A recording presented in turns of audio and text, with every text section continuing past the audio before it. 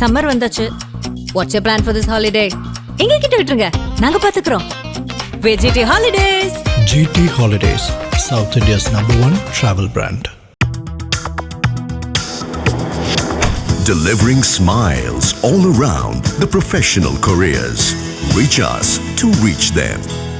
மக்கள் போற்றும் மகத்தான தளபதிக்கு மக்களால் கிடைத்த வெற்றி சின்னம், விசில் சின்னம். இது நம்ம சின்னம். இவன் YBM பாலாஜி, கொளத்தூர் தொகுதி, தமிழக வெற்றி கழகம். சார், அவர் பேசின விஷயங்கள் பற்றி இதுக்கு முன்னாடி நீங்கள் சொல்லியிருக்கீங்க உங்களுடைய நிலைப்பாட்டெல்லாம். எனக்கு என்ன அப்படின்னா, முதல்ல அவர் யார், அவர் வந்து எந்த அளவுக்கு முக்கியத்துவம் வாய்ந்தவர்? திமுக தரப்பு வந்து ஓகே சொல்லப்பட்டு கொடுக்கப்பட்டு 2024 இவர் வந்து விஜய் பிரபாகரனை எதிர்த்து நிற்கிறார். மிக குறைந்த வாக்கு வித்தியாசத்தில் இவர் வெற்றி பெறார். இவர் வெற்றி பெற்றதுக்கு முக்கிய காரணம் அவங்க காங்கிரஸ்காரே மறுக்க மாட்டாங்க, திமுக தான். அந்த அளவுக்கு இறங்கி அங்கே கடுமையாக வேலை பார்த்து கடைசி நேர வேலைகள்லாம் இருக்கும் இல்லையா, அதெல்லாம் பார்த்து இவர் ஜெயிக்க வச்சது திமுக தான். அப்படிப்பட்டவர் தான் இந்த மாணிக் தாக்கூர். திடீர்னு அவர் ஒரு போர்க்குரலை உயர்த்தி இருக்கிறார். அது பெரிய பரபரப்பாக போயிட்டு இருக்கு. நம்ம தமிழ்நாட்டுடைய நிலைமை, நம்ம ஆட்சி அதிகாரத்தில் பங்கு வேணும்னு சொல்லலாம். திமுக தரப்பிலிருந்து நாங்கள் கூட்டணி ஆட்சியில் எங்களுக்கு நிலைப்பாடு இல்லை, கூட்டணி ஆட்சி இல்லைன்னு சொன்னதுக்கு பிறகும் கூட தினந்தோறும் இந்த மாதிரியான குற்றச்சாட்டுகளை வைக்கிறது, கருத்துக்களை சொல்கிறது வந்து எந்த விதத்தில் நியாயம்? அப்போ இவருக்கு என்ன நடந்திருக்கு, இவருக்கு பின்னாடி என்ன இது இருக்குது அப்படின்னு பார்க்குறப்ப இவர் வந்து தமிழ்நாடு காங்கிரஸ் கட்சியினுடைய தலைவராக வரணும்னு ஆசைப்படுறாரு. அதுக்கு செல்வ பெருந்தகை ஒரு பெரிய முட்டுக்கட்டையாக இருக்கார். செல்வ பெருந்தகைக்கு திமுக சப்போர்ட் பண்ணுறாங்க. அப்போ செல்வ பெருந்தகையை நீக்கினா தான் நம்ம தலைவராக முடியும். நான் எல்லாத்தையும் விட சீனியர், நான் டெல்லி அரசியல் பண்ணுவேன், செல்வ பெருந்தகைக்கு கீழே வேலை செய்ய முடியுமா அப்படிங்கிற ஒரு ஈகோ அவருக்கு வருது. வர்றப்ப செல்வ பெருந்தகைக்கு திமுக சப்போர்ட் பண்ணுறாங்க, அதனால் வந்து திமுக மேலே அவருக்கு ஒரு கோபம் வருது. அப்போ என்ன பண்ணுறது, அந்த கூட்டணியை உடைக்கணும், அமைச்சரவையில் பங்கு வேணும்னு கேட்குறாரு. இதெல்லாம் வந்து ஒரு கட்சிக்கு தலைமை இருக்கு. ஒன்று தமிழ்நாட்டில் ஒரு தலைமை இருக்குது, இந்த ஒரு செயற்குழு பொதுக்குழு உறுப்பினர் இருக்காங்க. அவங்க பார்த்து சொல்ல வேண்டிய ஒரு விஷயத்தை ஒரு மாவட்டத்தினுடைய செயற்குழு தீர்மானம் நிறைவேற்றுவாங்க. ஆகாயம் நேயர்களுக்கு வணக்கம். திமுக காங்கிரஸ் கூட்டணி இவ்வளோ நாள் ரொம்ப ஸ்ட்ராங்கான கூட்டணியாக இருந்துகிட்டு இருக்கு. ஆனால் சமீபத்திய பேச்சுக்கள் பார்த்தீங்க அப்படின்னா கூட்டணி இன்னும் உறுதியாகலை, இல்லை மாற்று கருத்துக்கள் வரலாம் அப்படின்ற மாதிரி நிறைய நீங்கள் பார்த்துருப்பீங்க விமர்சனங்கள். இதுக்கு வந்து அடிக்கோடிட்டது முக்கியமான ஒரு பாயிண்ட் அப்படின்னா அது வந்து மாணிக்கம் தாக்கூர் தான் அப்படின்ற பேச்சும் இருக்குது. யார் இவர், இவருடைய பேச்சுக்கள் இந்த கூட்டணியில் இம்பாக்ட் ஏற்படுத்துமா, அதை பற்றி நம்ம விரிவாக பேச போகிறோம். மூத்த பத்திரிகையாளர் திரு சுபேர் அவர்கள் கூட. வணக்கம் சார். வணக்கம் சார், அவர் பேசின விஷயங்கள் பற்றி இதுக்கு முன்னாடி நீங்கள் சொல்லியிருக்கீங்க உங்களுடைய நிலைப்பாட்டெல்லாம். எனக்கு என்ன அப்படின்னா, முதல்ல அவர் யார், அவர் வந்து எந்த அளவுக்கு முக்கியத்துவம் வாய்ந்தவர், அதுக்கப்புறம் நம்ம அவருடைய பேச்சுக்கள் எப்படிப்பட்டதுன்றதையும் பார்ப்போம். இல்லை, முதல்ல மாணிக்கம் தாக்கூர் அப்படின்னே உடனே மாணிக் தாக்கூர் அப்படின்னே அவர் நார்த் இந்தியன் போல அப்படின்னு நினச்சிட்டு இருப்பாங்க. நார்த் இந்தியன்லாம் கிடையாது. இவர் பக்கா வந்து ராமநாதபுரம், ஒருங்கிணைந்த ராமநாதபுரம் மாவட்டத்தை சேர்ந்தவர். அவங்க தாத்தா அவர் சொக்கலிங்க அம்பலம். அவர் ஒரு ஒருங்கிணைந்த ராமநாதபுரம், இப்போ ராமநாதபுரம் விருதுநகர் இந்த பகுதியை சேர்த்த ராமநாதபுரத்தில் அவர் வந்து மாவட்ட தலைவராக இருந்தவர். காங்கிரஸ் கட்சியில் காமராஜரோடு மிக நெருக்கமாக இருந்தார் இவருடைய தாத்தா. கண்ணதாசன் போட்டிடுறப்ப கண்ணதாசனை தோக்கடித்ததில் முக்கியமான பங்கு இவர். அவருக்கு 2 பசங்க. ஓகே, ஒருத்தர் வந்து சுதர்சன நாச்சியப்பன் அமைச்சராக, மத்திய அமைச்சராக இருந்தார், அவருடைய அப்பா. இன்னொருத்தர் நம்ம இப்போ இருக்கக்கூடிய மாணிக் தாக்கூருடைய அப்பா. அப்போ சித்தப்பா பக்கம் பெரியப்பா பசங்க. மாணிக் தாக்கூர் அப்பா வந்து ஒரு தமிழ் ஆசிரியர். அவர் பேரே தமிழையா தான். அந்த பகுதியில் இன்றைக்கி வரைக்கும் அவர் பேர் தமிழையா. ஒரு தீவிரமான ஒரு காங்கிரஸ் பற்றாளர். இவர் வந்து படிக்கிறார், சட்டம் படிக்கிறார், லா காலேஜ். இவங்க ஃபேமிலி பூராமே எல்லாமே லா காலேஜில் படிக்கிறது, சட்டம் படித்தவங்க தான், அட்வொகேட்ஸ் தான். இவர் வந்து அப்புறம் சுப்ரீம் கோர்ட் வரைக்கும் ப்ராக்டிஸ் பண்ணுறாரு. சுதர்சன் நாச்சியம்மன் சுப்ரீம் கோர்ட்டுடைய ப்ராக்டிஸ் பண்ண சகோதரர்கள் 2 பேரும். ஆமாம், சித்தாவுக்கு பெரியப்பா பசங்க. அப்படி போயிட்டு இருக்கப்ப இவர் வந்து படிப்பை முடிச்சுட்டு வந்துட்டு இவர் வந்து மாணவர் காங்கிரஸில் சேர்றார். மாவட்ட மாணவர் காங்கிரஸ் தலைவர், அப்புறம் மாவட்ட இளைஞர் காங்கிரஸ் தலைவர். இப்படி படிப்படியாக கட்சியில் வர்றாரு. இவர் ஆக்டிவாக இருக்கிறாரு, படித்தவராக இருக்கார், வழக்கறிஞராக இருக்கார், காங்கிரஸ் பின்புலத்தில் உள்ள இருக்கிறாரு. இவருடைய சொந்த அண்ணனுடைய பையன் தான் சுதர்சன் நாச்சியப்பன், மத்திய அமைச்சராக இருந்தார். சுதர்சன் நாச்சியர் மத்திய அமைச்சராக இருக்கப்போ ஒரு அண்ணன் பையன் தான் நம்ம மாணிக் தாக்கூர். அப்படியே அந்த உள்ளே கொண்டு வர்றாரு. உள்ளே கொண்டு வந்தோடனே முதல் முறையாக 2009 34-35 வயசில் அவருக்கு வந்து விருதுநகரில் போட்டியிடக்கூடிய வாய்ப்பு கிடைக்குது. அப்போ இவர் எதிர்த்து நின்றவர் வைகோ. ஓகே, வைகோவை எதிர்த்து நின்று ஜெயிக்கிறார். மக்கள் நல கூட்டணி டைம் இது இல்லை, அதுக்கு முன்னாடி 2016 மக்கள் நல கூட்டணி. 2009 நான் சொல்கிறேன். 2009 வந்து வைகோ வந்து இங்கே விருதுநகரில் போட்டிடுறாரு. நடிகர் கார்த்திக்கும் போட்டிடுறாரு, இவரும் போட்டிடுறாரு. இவர் காங்கிரஸ் சார்பில் போட்டிட்டு வெற்றி பெறார். வெற்றி பெற்றோடனே இவர் அப்போ முதல்ல நாடாளுமன்ற உறுப்பினர் ஆகிறாரு. அதற்கு பிறகு இவருக்கு டெல்லி அரசியல் கையில் எடுக்கிறார். டெல்லி முழுவதுமாக டெல்லிக்கு போகிறாரு. டெல்லி அகில இந்திய காங்கிரஸ் கட்சியினுடைய இளைஞர் அமைப்பில் துணைத் தலைவராக இருக்கிறாரு, இளைஞர் அமைப்பில் தலைவராக இருக்கார். அப்புறம் அகில இந்திய காங்கிரஸ் கட்சியினுடைய பொறுப்பாளராக இருக்கார். பல மாநிலங்களுக்கு அவர் பொறுப்பாளராக போடுறாங்க. தெலுங்கானா மாநிலத்தினுடைய பொறுப்பாளராக போகிறாரு. இன்றைக்கி தெலுங்கானா மாநிலத்தினுடைய முதலமைச்சராக இருக்கிறவர் இவருடைய ரேவந்த் ரெட்டி, இவருடைய சிஷ்யன் தான் அவர். அந்த அளவுக்கு ரேவந்த் ரெட்டிக்கு பக்கபலமாக இருந்து அந்த மாநிலங்கள் பிரித்ததுக்கு பிறகு இவரை வந்து அங்கே முதலமைச்சராக ரேவந்த் ரெட்டி எம்பியாக இருந்தவர். அப்போ எம்பியாக இருக்கப்போ இவரோட பழக்கமாகி நெருக்கமானது பிறகு அவர் பொறுப்பாளராக போட்ட பிறகு அங்கே பெரிய அளவில் வேலையெல்லாம் பண்ணி இன்றைக்கி தெலுங்கானாவில் ஆட்சியில் இருக்கார். ரேவந்த் ரெட்டி இவருக்கு மிக நெருக்கமானவர். இப்படி தான் அவருடைய அரசியல் பயணம். அவர் தமிழ்நாட்டைச் சேர்ந்தவர், ராமநாதபுரத்தை சேர்ந்தவராக இருந்தாலும் கூட அவருடைய அரசியல்லாம் தேசிய அரசியல் தான். அகில இந்திய காங்கிரஸ் கட்சியிலோட பல பொறுப்புகள் இருக்கிறார். பொதுச் செயலாளர், இளைஞர் அணி செயலாளர், மாணவர் அணி அமைப்பாளர், பல்வேறு பதவிகளுக்கு போட்டுக்கிறாங்க. இவரை பொறுப்பாளராக போட்டு தான் தெலுங்கானாவில் ஆட்சிக்கு வந்துச்சு காங்கிரஸ். அதில் வந்து ரொம்ப சோனியா ஃபேமிலிக்கு மிக நெருக்கமாக இருக்குது, ராகுலோடு நெருக்கமாக இருக்கிறார். அதுதான் அவருடைய அரசியல் லாபி. ஒரு பாரம்பரியமான ஒரு காங்கிரஸ் குடும்பத்தை சேர்ந்தவர். இவருடைய மாமனார் வந்து இப்போ போன முறை 2021 சட்டமன்ற தேர்தலில் மேலூர் தொகுதியில் நின்று தோற்று போயிட்டார். அவர் காங்கிரஸ் கட்சியினுடைய மாவட்ட தலைவராக கிட்டத்தட்ட 20 வருஷத்துக்கு மேலே இருக்கார். இப்போ தான் மாற்றிருக்கிறாங்க இவருக்கு பொண்ணு கொடுத்த மாமனார் வந்து 20 வருஷத்துக்கு மேலே இருந்தார் மாவட்ட தலைவராக. இப்போ தான் பழைய எல்லாத்தையும் மாற்றினாங்க. அதில் வந்து தலைவராக இருந்தவர் தேர்தலில் நின்று தோற்று போயிருக்கார். இப்படி பொண்ணு எடுத்த இடத்துலையும் காங்கிரஸ் குடும்பம், இவருடைய தாத்தா, சித்தப்பா, பெரியப்பா, இவங்க குடும்பமே காங்கிரஸ் குடும்பம். இவர் ஒரு காங்கிரஸ் நிலைப்பாட்டில் உள்ள ஃபேமிலி உள்ளவர். அங்கே டெல்லியிலே நல்ல செல்வாக்கு உள்ளவர், டெல்லி அரசியலில் மிக நெருக்கமானவர், டெல்லியில் எல்லா மேல்மட்ட தலைவர்களோடு மிக நெருக்கமாக இருக்கக்கூடியவர், ராகுலோடு மிக நெருக்கமாக இருக்கக்கூடியவர். அப்புறம் தான் 2024 நாடாளுமன்ற, ஏற்கனவே 2019 நாடாளுமன்ற உறுப்பினர் இருந்தார். 2024 அவருக்கு சீட் கேட்டாங்க. கடைசி நேரத்தில் கூட்டணி கட்சிக்கு கொடுக்கலாமா வேணாமாங்கிற இருவரையில் இவருக்கு திமுக தரப்புலேருந்து ஓகே சொல்லப்பட்டு கொடுக்கப்பட்டு 2024 இவர் வந்து விஜய பிரபாகரனை எதிர்த்து நிற்கிறார். மிக குறைந்த வாக்கு வித்தியாசத்தில் இவர் வெற்றி பெறார். அந்த இடத்துல வந்து வெற்றி பெறார். அன்றைக்கி இவர் வெற்றி பெற்றதுக்கு முக்கிய காரணம் அவங்க காங்கிரஸ்காரே மறுக்க மாட்டாங்க, திமுக தான். அந்த அளவுக்கு இறங்கி அங்கே கடுமையாக வேலை பார்த்து கடைசி நேர வேலைகள்லாம் இருக்கும் இல்லையா, அதெல்லாம் பார்த்து இவர் ஜெயிக்க வச்சது திமுக தான். ரொம்ப சின்ன மார்ஜினில் தான் ஜெயிச்சார். அப்படிப்பட்டவர் தான் இந்த மாணிக் தாகூர். திடீர்னு அவர் ஒரு போர்க்குரலை உயர்த்தி இருக்கிறார். அது பெரிய பரபரப்பாக போயிட்டு இருக்கு. நம்ம பேசிக்கிட்டு இருக்க இன்னைக்கு கூட மாணிக் தாகூர் பத்திரிகையாளர் சந்திச்சிருக்கிறாரு. ஆட்சி அதிகாரத்தில் பங்கு வேணுங்கிறதுல மாற்று கருத்து கிடையாதுங்கிறாரு. நேற்று தமிழக காங்கிரஸ் கட்சியினுடைய மேலிட பொறுப்பாளர் பார்வையாளர் கிரிஷ் ஜோடங்கர் என்ன சொல்கிறாரு, நீங்கள் கூட்டணி சம்பந்தமாக சோசியல் மீடியாவிலேயோ ப்ரெஸ்லேயோ நீங்கள் பேசாதீங்க, ஏன்னா அது மேலிட முடிவு பண்ணட்டும்னு பொறுப்பாளர் சொல்கிறார். இல்லை, அது வந்து நீங்கள் சொல்லும்போது போர்க்குரல், நீங்கள் போர்க்குரலாக தான் எடுத்துக்கணுமா, உரிமை குரல்னு எடுத்துக்கூடாதா? இல்லை, உரிமை குரலை வந்து நீங்கள் எங்கே எழுப்பணுங்கிறது இருக்குல்ல. இப்போ நீங்கள் உங்களுக்கு தேவை தலைமை ஒன்று இருக்குது, தலைமையிடம் நீங்கள் வலியுறுத்தலாம் எங்களுடைய நிலைப்பாடு இதுதான். தினந்தோறும் கடந்த 3 மாதமாக பத்திரிகையாளரை சந்தித்து கேட்குறதுல என்ன நியாயம் இருக்குது? இப்போ உங்களுக்குன்னு ஒரு தலைமை இருக்குது, மாநில தலைமை ஒன்று இருக்குது, அகில இந்திய தலைமை ஒன்று இருக்குது, அதில் செயற்குழு பொதுக்குழு இருக்குது. தனிப்பட்ட முறையில் நாடாளுமன்ற உறுப்பினராக இருக்கிற போது நீங்கள் வந்து கட்சியினுடைய தலைவரை மீட் பண்ணலாம், தமிழ்நாட்டுடைய நிலைமை, நம்ம ஆட்சி அதிகாரத்தில் பங்கு வேணும்னு சொல்லலாம். திமுக தரப்பிலிருந்து நாங்கள் கூட்டணி ஆட்சியில் எங்களுக்கு நிலைப்பாடு இல்லை, கூட்டணி ஆட்சி இல்லைன்னு சொன்னதுக்கு பிறகும் கூட தினந்தோறும் இந்த மாதிரியான குற்றச்சாட்டுகளை வைக்கிறது, கருத்துக்களை சொல்கிறது வந்து எந்த விதத்தில் நியாயம்? 2 தலைமைகள் முடிவு பண்ண வேண்டிய வேலை தானே. 2 கட்சி, அகில இந்திய தலைமையும் திமுகவும் பேசி கூட்டணி ஆட்சியா இல்லையா, எத்தனை சீட்டுங்கிறது முடிவு பண்ணும். கிரிஷ் ஜோடங்கர் சொல்கிறாரு, மேலிட பார்வையாளர் பொறுப்பாளர் இதை பற்றி பேசாதீங்கன்னு. அடுத்த நாள் நீங்கள் பேசுகிறீங்கன்னா அப்போ உங்களுக்கு தனிப்பட்ட முறையில் ஏதோ ஒரு அஜெண்டா இருக்கிறது மாணிக் தாகூருங்கிறது தான் இப்போ வரக்கூடிய நமக்கு பார்க்கக்கூடிய விஷயமா இருக்குது. இப்போ ஏன் நீங்கள் இந்த வேலையை பண்ணணும்? கூட்டணி ஆட்சி இல்லைங்கிற திமுக சொன்னதுக்கு பிறகு கூட நீங்கள் பண்ண வேண்டிய அவசியம் இல்லையே. அப்போ இவருக்கு என்ன நடந்திருக்கு, இவருக்கு பின்னாடி என்ன இது இருக்குது அப்படின்னு பார்க்குறப்ப இவர் வந்து தமிழ்நாடு காங்கிரஸ் கட்சியினுடைய தலைவராக வரணும்னு ஆசைப்படுறாரு. அதுக்கு செல்வ பெருந்தகை ஒரு பெரிய முட்டுக்கட்டையாக இருக்கார். செல்வ பெருந்தகைக்கு திமுக சப்போர்ட் பண்ணுறாங்க. அப்போ செல்வ பெருந்தகையை நீக்கினா தான் நம்ம தலைவராக முடியும்.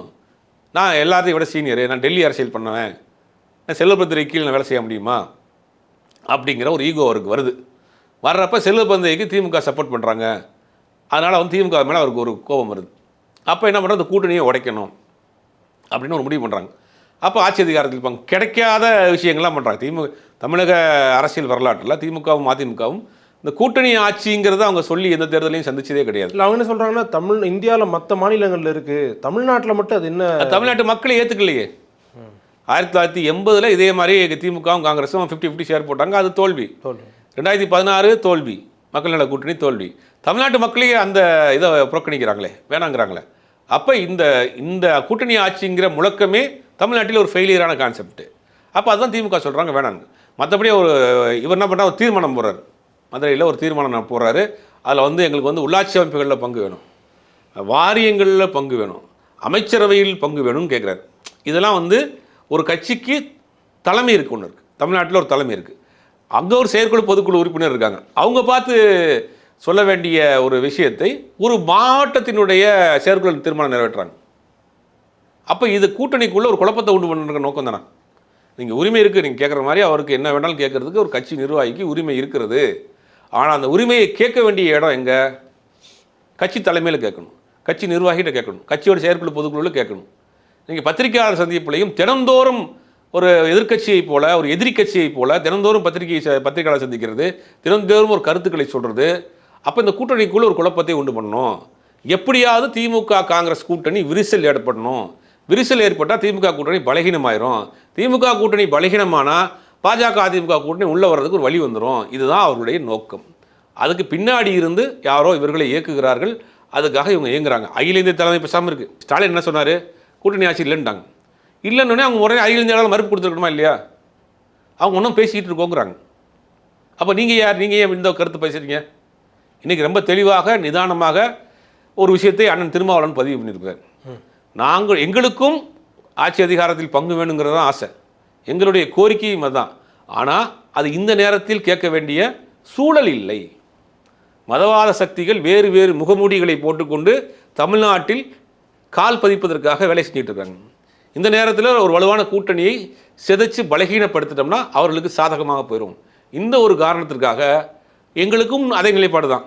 ஆனால் கேட்கக்கூடிய சூழல் இப்போ இல்லை. ரொம்ப தெளிவாக ஒரு ஸ்டேட்மெண்ட் கொடுக்குறாரு. ஆனால் இந்த புரிதல் ஏன் காங்கிரஸ் கட்சிக்கு இல்லை? நீங்கள் வந்து இப்போது விசிக தலைவர் திருமாவளவனை பற்றி சொன்னீங்க. சமீபத்தில் பேசின சிபிஐஎம்மினுடைய தலைவர் பி சண்முகம் அவர்களும் காங்கிரஸ் இந்த கூட்டணியில் இருக்கிறது தான் நல்லது அப்படின்னு சொல்லி அவங்க சொல்கிறாங்க. இப்போ மற்ற கூட்டணி கட்சிகள் சொல்கிறத காங்கிரஸ் ஏற்றுக்கிற மனநிலையில் இல்லையோ? அதாங்க, காங்கிரஸ்குள்ளேயே ஒரு பாஜக ஒரு அணி ஒன்று இருக்குது, காங்கிரஸ்குள்ளேயே ஆர்எஸ்எஸ் அணி ஒன்று இருக்குது. அவர்கள் என்ன பண்ணுறாங்கன்னா கூட்டணியை எப்படியாவது இவர் அந்த அணியில் இருக்காரா தெரியல. இவருடைய செயல்பாடுகள்லாம் பார்த்தா சந்தேகத்துக்குரியதாக இருக்குது. திமுக காங்கிரஸ் கூட்டணிங்கிறது கொள்கை ரீதியான கூட்டணி, வெற்றிகரமான கூட்டணி, தொடர்ந்து வெற்றி பெற்றுக்கிட்டு இருக்கீங்க. 10 நாடாளுமன்ற உறுப்பினர்கள் இருக்காங்க, மொத்தமாக 10 நாடாளுமன்ற உறுப்பினர். அவர் வந்து நேற்று ஒரு பதிவு போட்டிருந்தாரு.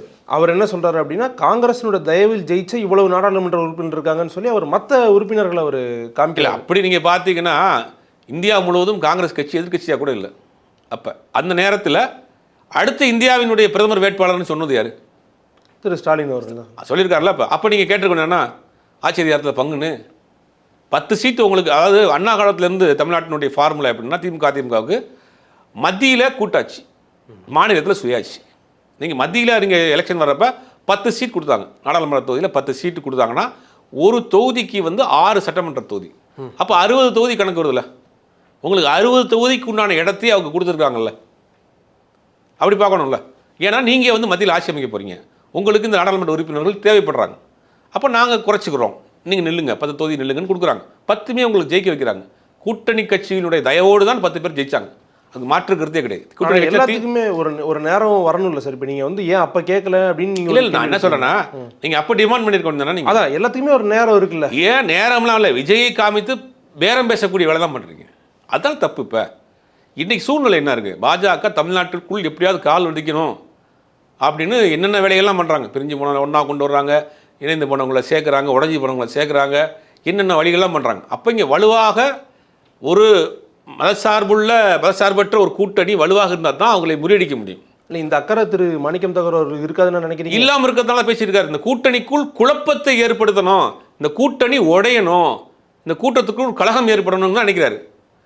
இப்போ தலைமை சொல்லியும் பொறுப்பாளர் சொல்லியும் தமிழ்நாடு தலைமை சொல்லியும் திரும்ப திரும்ப திரும்ப திரும்ப அதை பேசிட்டு இருக்கிறார். அப்படிங்கும் போது இவருக்கு ஏதாவது உள்நோக்கம் இருக்கிறது.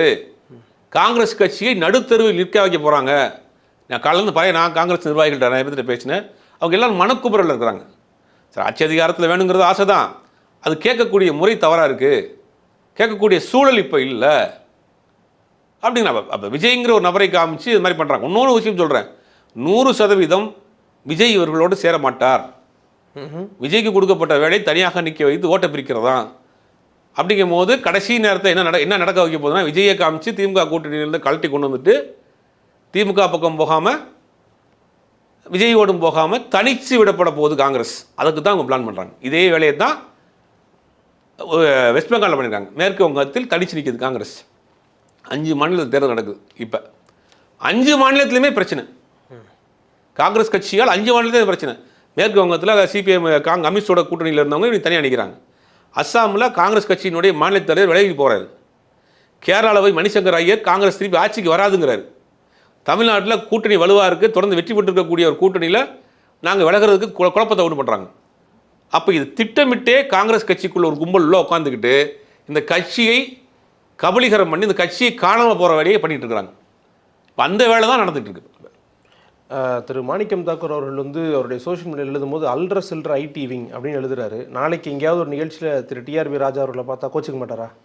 இல்லை, அது அரசியலில் சாதாரணமாப்பா என்னை பற்றி அப்படி பேசுகிறீங்களா இப்படி பேசுகிறீங்களான்ட்டு போகலாம். டிஆர்பி ராஜாவை சொல்லலையே, குறிப்பிட்டு சொல்லலையே. ஐடி விங்கில் இருக்க ஐடி விங் நிர்வாகியாக அவர் தானே இருக்கார். அப்படி போட்டிருக்கிறாரு. அது வந்து இதுதான் வந்து ஒரு ஒரு பிரச்சனைக்கான தீர்வை நோக்கி போகாமல் பிரச்சனையை மேலும் மேலும் பண்ணக்கூடிய வேலையாக தான் இருக்குது. அதுதான் நம்ம சொல்கிறோம். இவருக்கு ஏதோ ஒரு திட்டத்தோடு இருக்கிறாரு. காங்கிரஸ் கட்சியை தமிழ்நாட்டில் தனிமைப்படுத்தணும். பாஜகவோட அஜெண்டா தான். பாஜகவோட அஜெண்டா என்ன? காங்கிரஸ் இல்லாத இந்தியா, காங்கிரஸ் முக்து பாரத், காங்கிரஸ் முக்து பாரத், முச்சநிலையில் நிற்க வைக்கிற பாரத். அதுதான் அவங்களுக்கு. அந்த முச்சநிலையில் நிற்க வைக்கிற வேலையை தான் காங்கிரஸ்லேருந்து செஞ்சுருக்காங்க. இப்போ நீங்கள் வந்து யார் சொன்னாலும் கேட்க மாட்டோங்க, தலைமைக்கு கட்டுப்படலாம் என்ன அர்த்தம்? அப்போ ஒரு கட்டத்துக்கு மேலே என்ன ஆகும் அப்படின்னா, ஒருவேளை திமுக காங்கிரஸ் சேர்ந்தாலும் கூட தொண்டர்கள் மத்தியில் ஒரு பிளவை ஏற்படுத்தணும் அப்படின்னு கொடுக்கப்பட்டிருக்கு அஜெண்டா. அதனால் டெய்லி பேசுகிறாங்க, மாறி மாறி கருத்துக்களை சொல்கிறது, மாறி மாறி. திமுக ரொம்ப நிதானமாக தான் இந்த விஷயத்தை ஹேண்டில் பண்ணுது. அப்போ இது ஏதோ ஒரு திட்டத்தோடு காங்கிரஸ் கட்சி இந்த 5 மாநிலத்தையும் செய்கிறாங்க. தமிழ்நாட்டில் மட்டும் கிடையாது. நீங்கள் பார்த்தீங்கன்னா 5 மாநிலத்திலும் இதே மாதிரியான வேலை நடைபெற்று கொண்டு இருக்கிறது. தமிழ்நாட்டில் எவ்வளோ சீக்கிரம் காங்கிரஸ் நிர்வாகிகள் ராகுல் காந்தி, சோனியா காந்தி இந்த பிரச்சனைக்கு முற்றுப்புள்ளி வைக்க போகிறாங்கன்னு தெரியல. கடந்த சில ஆண்டுகளாக அவர் எதிர்த்தாலும் திரு செல்வ பெருந்தகை அவர்கள் தான் காங்கிரஸினுடைய தலைவராக இருக்கார் தமிழ்நாட்டில். அவருடைய குரல் என்னவா இருக்குது? இல்லை நீங்கள் வந்து பேசாதீங்க, நாங்கள் கமிட்டியில் முடிவு பண்ணுறோன்ற மாதிரி அவர் பக்கத்து எந்த இல்லை, அது தலைமை முடிவு பண்ணால் எடுக்குதோ அதை நான் கட்டுப்படுறேங்கிறார். அகில இந்திய தலைமை, அகில இந்திய காங்கிரஸ் கட்சி, அகில இந்திய தலைவர் கார்கே போன்றவர்கள் என்ன முடிவு எடுக்கிறாங்களோ அதுக்கு நான் கட்டுப்படுறேன். என்னோடய நிலைப்பாடு அதாங்கிறார். ஒரு தலைவராக, மாநில தலைவராக மத்தியில் கொடுக்கக்கூடிய வேலையை செய்ய போகிறார். ஆனால் அதுக்கு முன்னாடி நீங்கள் ஏன் பேசுகிறீங்க?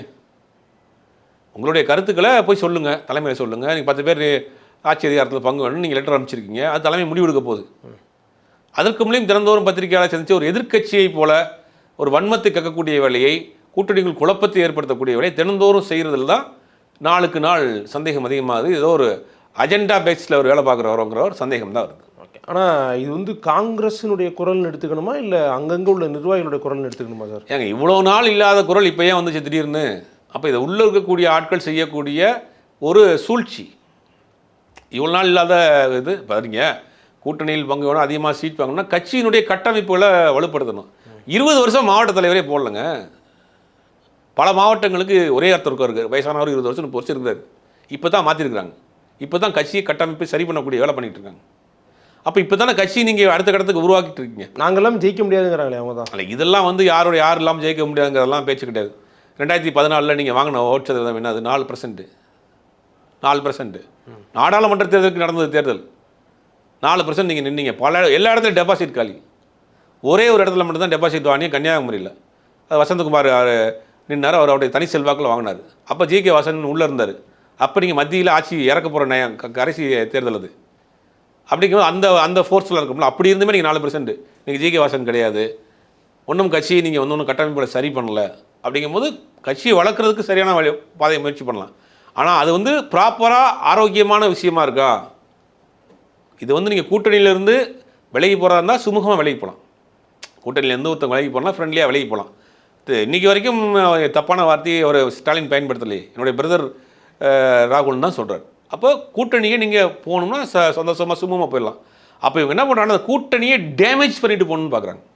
அப்படிங்கிற ஒரு நோக்கத்தோடு இவங்க செஞ்சுட்டு இருக்கிறாங்க. ஆனால் வரக்கூடிய தகவல் என்னென்னா, பெரும்பாலான காங்கிரஸ் நிர்வாகிகள், மூத்த நிர்வாகிகள் எல்லாம் அந்த கூட்டணியில் தொடரணுங்கிறத அங்கே வலியுறுத்திட்டு இருக்காங்க.